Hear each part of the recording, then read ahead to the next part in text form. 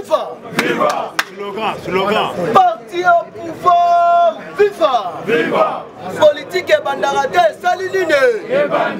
Awa sikoyo, tosali na Assemblée nationale, boete. Parce que biso ba parlementaire ndeto décida. Banani basali pour arrestation ya Hippolyte Kana. Qui sont pour? Tomboli le mot de ce que vous allez faire. Awa omoni bien. Peuple et lobby. Kabila il faut que.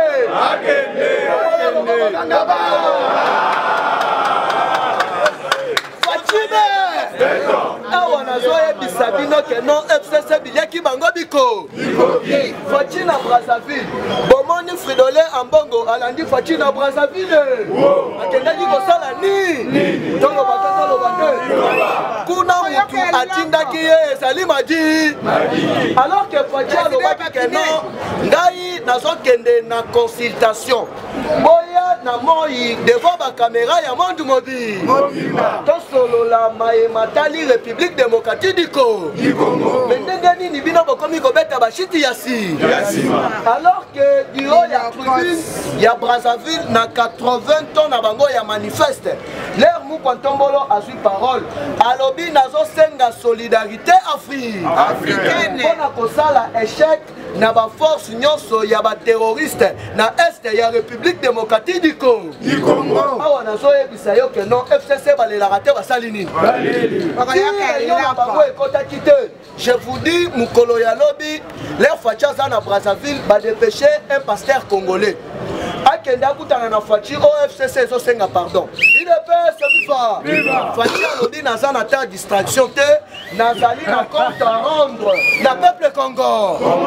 Alors que Ndenge Saliwana, Moutou Anomaki informateur, on a identifié une nouvelle majorité parlementaire. Les alliés États-Unis d'Amérique. Informateur Angona. Informateur Ezalaki Mike. Amen. D'abord, on a dit qu'il y a un leader. Kabila na batunaye basikindo. Awa siko yo kama kambukoyo. André Kibuta lobi lelo na tongo. Tongo batoto lo bate. Yazo ebisabino keno. FCC parce que Balou balobi officiellement balo. Balobi balo. Oyo nani Julien Balou ko alobi alo. Yazo ebisabino keno politique et comme elle est. Awa yo kaya André Kimbuta. André Kimbuta. Je disais à Némi Mouilania d'arrêter avec sa sorcellerie qui consiste à demander au FCC, RDC qui sont dans le gouvernement de bloquer les initiatives du président Félix Antoine Tshisekedi Tshilombo. Car c'est le peuple qui en sera victime. Mais il ne voulait pas m'entendre qu'il assume seul sa sorcellerie. Il de paix, c'est viva. Nazoye bisabino bileki bango biko. Awa siko politique et bandit. Politique et ba. Tolo bato tolo batel. To panza tel. Tombola no boko ganga ba. Awa nazoye bisayo ke non denge saliwana ezana quelques ba chef de regroupement ba mi comme si ba bololé ba kangeli bango na bandako. Merci. Mais ba mususu balobi pas question. Biso toponi voix du peuple. Voix du peuple ezali voix ya Fachibe. Car toko servir deux maîtres à la fois deux. Il ne peut se vivre. Alors que quand on a niveau ya Brazzaville, bomona ki mokonzi ayambi Louise Mushikiyabo. Louise Mushikiyabo azali présidente ya francophonie. Parce que RDC il faut organiser manifestation ya francophonie en 2022. Louise Mushikiyabo azali d'origine rwandaise. Il peut se vivre. C'est la communauté internationale. Yemutu akokoma dauphin ya Paul Kagame. L'air bakutani na Fachi. Babeta masolo te basalini. Ateki sede mobile. Alors que Rwanda ndenge zalaki wana ba mettra qui structure moko en place oyo babengi tout power. Parce que dans 25 ans bazalaki na boule ya ko récupérer este mobile. Il peut se vivre. Awa on peut comprendre que non baemba. Tribu moko ya fils kuna balobi baluki kombo ya Nemi Mwilanya na baemba bamoni yango alors que Nemi Mwilanya papa na ye asalaka buga pardon buru l'air balongo na bakimi guerre nde baye kobatama na niveau ya fils kombo na ye Mwila Rumburu UDPS viva yango na ba comprendre que non de plupart ya ba étranger mukolo oyo Mobutu akimaka Mobutu akimaka force. Il y a Laurent Désiré Kabila oyo azalaki appuyé par les États-Unis d'Amérique. Des places oyo ba Rwandais ba profita ki ba ibi serveur central. Pona kozwa ba kombo ya ba Congolais kopesa yango ba roi. Oyo sikoyo ekomi walu wajitu. Yango mona ki fachi abengisi ba nyonso tout autour d'une table. Ti bozo ya ezali makambu ya partage ya pouvoir te. Mutu oyo azalaka na ba député ebele de mutu akozala na place moko ya bien mais yo sa député yo moko na député na yo alataka ba combiner boni yo madidi okomi kosenga prémature ya musala ni awa sikoyo boyoka cher combattant politique est passé na vitesse supérieure ni nango elekani mukolo ya lobi il faut boyeba que non Mike Hammer a échangé na 3 forces stratégiques à États-Unis donc ba généraux nyonso ya ba département stratégique donc Africom Pentagone na FBI UDPS viva balobi nini batu na bango basali déjà awa yango bomonaki que non Mike Hammer nzita jiteke mena azalaki lobi na kabakata ya réunion toloba te Mike Hammer zita tweet ceci très heureux de notre partenariat avec la DGM Direction Générale de Migration de la République démocratique du Congo à la personne de son directeur Roland Kachouantale et son vice-directeur Papi Mboui. Ensemble nous luttons contre la fraude pour le renforcement des mesures sécuritaires aux frontières et pour apporter l'aide à nos citoyens congolais. Car à bientôt, tous les criminels seront aux arts. Lelo Mike Hammer azokutana na numéro 1. Il y a service, il y a renseigné. Lobi bakutana ki na oya DGM. Yeba que non le pire arrive. Awa sikoyo yoka selon quelques indiscrétions. Ya Kingakati ba Congolais oyo makila eganga raté salini ne. Babimisaka secrétaire ba salini. Yango bomoni que non mukolo ya lobi Kabila atindaki un pasteur. Tozo lukana nukombo na ye toko takotana na la bolobi tokobeta emeli. Akenda kutana na facha senga ye bolimbisio basali prêt ya ko changer basali prêt ya ko se repentir. Alors que ezali déjà trop. UDPS viva. Ezali neti keno Zambe alobaki na Adam komeka kolia mbuma. Adam alia mbuma te asalini. Est-ce que Zamba alimbisaka ye? Alimbisaka ye na yebisaka ye ke no yondengo saliwana kolia na yo komela okonyokwa. UDPS viva. Toloba te. Awa nazo yebisa bino ke no politique ekomi ele. Urgent. Les États-Unis demandent l'arrestation de Joseph Kabila. Selon nos sources d'information les plus extrêmes, nous tiennent à l'instant que la grande puissance du monde, IEC, réclame l'arrestation de Joseph Kabila. Face aux dernières tensions observées dans la chute de la coalition FCC-Cash. UDPS viva. En tout cas, c'est la question que beaucoup de membres de FCC se posent vis-à-vis à des divergences qui ne mettent pas d'accord Joseph Kabila et Félix Antoine Tshisekedi Tshilombo.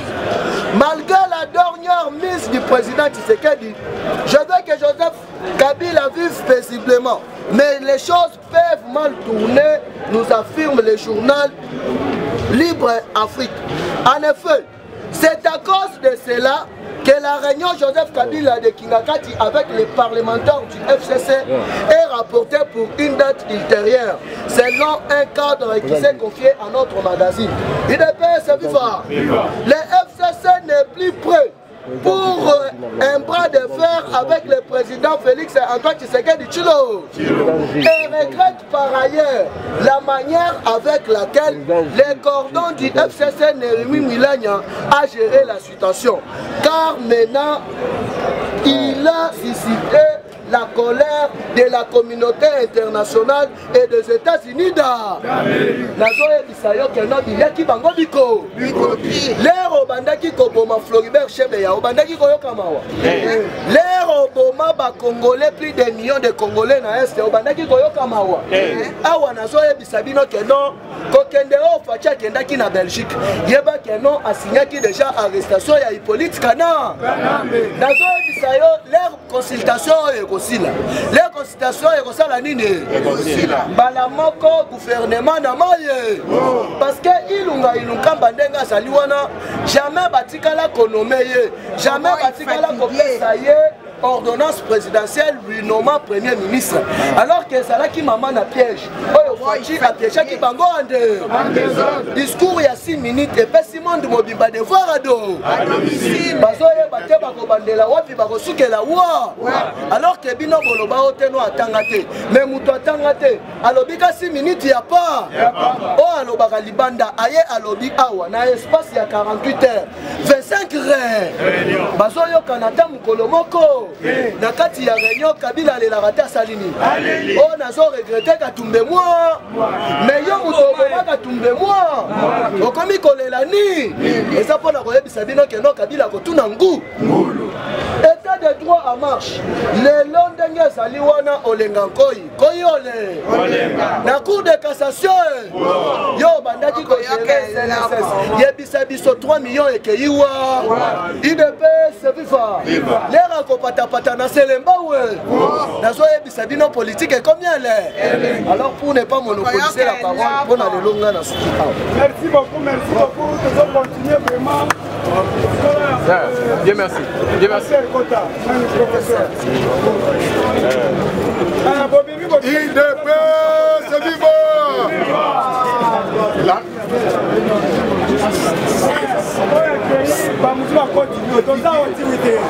Chers combattants, l'anda information politique est commis elengi. Information eza ebele. Mukwatombolo, Moamai na Braza, Alobini na manifeste après 80 ans. Alobi l'Afrique est à la recherche de la liberté. Mais c'est le liberticide. Oyo ezui place. Apesi Dakisa ya Este. Comment Bosoba ezoleka mopanzi wana mais sengona yo na ngai na tongo na lelo ekozala que FARDC azo cartonné na ndenge ya kosakana te mopanzi wana. Je crois les images éprouvées yango comment barepel wana ya Kodeko bapeti bango mbuma na nzoto plus de 20 balali banyati bango même tina mabumu boye avec fierté.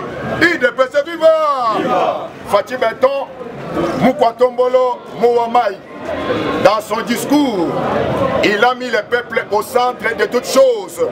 Voilà pourquoi, partout où nous passons jusqu'aujourd'hui, ma question est aux de la Bisson, toujours par rapport à ces discours. Parce que Maloba Oya Bimisaki, Toyo Kakayango, Mokolo na Mokolote, ça ne vient pas tout le temps. Et Zabilo Komoko, Yamoto et Yakakaka, rarement. Alors, Batoni Bisso, le salut du peuple et la loi suprême. Alingaki Koloba, Nini, Alingaki Koloba que en dehors du peuple, aux coalitions, aux engagements politiques, à l'écoute des pieds, ce qui peuple a liété, peuple a sépélité. Personne ne peut jamais venir me brandir aux coalitions, aux boyé na boyé. C'est le peuple d'abord. Dans Walobi, je reviendrai à vous après Bamasolo, Oyo, pour vous annoncer mes décisions qui n'épargneront pas aucun cas de figure. Elini Kolobanini, Oyo yo zoko réclamé, il fallait aloba dissolution, il fallait aloba boye. Yeba que discours wana, nde amemaki te ni tete baambassadeur oyo bayaki etuluku basengi ye oma moto doze nanu mwa moke tomema bango malembe mais il voulait en découdre kaka mokolo wana yango wana nde oyoki baterme mosusu la réservé mais ntango masolo ekosila okoyoka dissolution na matoi na yo akoprononce yango parce que après bamasolo lorsque cette majorité ya kobamba ekwei yeba que ekozala oyo tobengi remaniement général bakweyaka te bakokweya bureau ekokweya oyo assemblée ya sénat ekokweya gouvernement ekokweya yo moto ozolela boulot ekozala na désordre parce que tokokita ti tokobanda de la tête tokobanda likolo ti na se yeba ke baposte ekotikala vide vraiment en vrac. UDPS vivant! Fatibé! Mukwatombolo Mohamai a ordonné Bacheli Bandeko ya Chikapa Otobengi Bak parce que pour et Boukani Mopanziwana à cause de l'incompréhension chauffeur Moko Bayebisiye diminuer charge eleki ebele aboyi koyoka à côté na pont wana na Maya Kasai pour et Boukani chauffeur wana tout la mwisi Yazaza mais Fatih Béton na bolingo ya peuple congolais à lobby rapidement Bak Ezalawana bana classe bakatsaka ba trafic et continuer en attendant donc un nouvel ordre épopée sama. UDPS vivant! Côté Mosusu, Yoka, IG, Inspection Générale des Finances, 60 inspecteurs. Bazo requitté déjà. Balobi boulot, au Mokozambo Kapesibiso, est énorme. Et belé, terrain est tellement, mon aîné, Yangoana, financier, économiste. Mais ma dossier na yo en désordre déposé pour équipe et comme costaud de façon que sur le terrain boulot et betama dengue et longobani UDPS vivant cour constitutionnel paix semaine où président ya cour constitutionnel yo koye baye mais biso to citoyen biye kaluba oyo achaki wa munyingi chez nous nasi yiwana donc okoyoka kombo wana bakotanga yango et bongo yo motozolo bake nazo reconnaître ba juge wana te salambeba tango bakosala o mukama te parce que yonde moto na équipe na bino boyebisa ki biso que les arrêts de la cour constitutionnelle sont inattaquables et irrévocables loi organique wana échange te ezaka ka loi organique boko UDPS vivant FCC en débandade mais pas si na biso ezali pona ba congolais bakende kolia jour wana bake kolia lisusu na ntoki o mikolo ebele tolie nanu na ntoki te mais oke kolia ni oke kolia mwamba ya puku ntango yo kozwa mwasi na yo ke odi kumupasi mais manga epa munganga bon comme pas munganga yebiso na motema na michopo nyonso eseye eyanduki ekomi potopoto ekomi ngai siko koloba faute ya nani bilialia na yo moko UDPS vivant ngama kasi base tombolo de boko ganga base Fatibé des bandades ya bande kowana baboya ki koyoka Augustin Kabuya mwana bute ayebisaki bango peuple congolais azaloko la peuple ya Israël peuple congolais zamba bimisier na boumbo il est en marche vers sa destinée na ezali kana mais le col a bino besoin résolution comme les pharaons pour l'anda peuple congolais boye bake boko zinda le col a pharaon lelo mabumu etondi bango na maite mabumu ekomeli bango o kilo bakomi yembele auto senga pardon auto sala boy bayebisi bango le temps de la grâce o epesa mela kibino ele kakate et c'est l'équipe wana ozela kaka moteur de ndenge bandeko o bautaki koleka liboso na ngai awa balobi pona lelo nasuki awa bapote mingi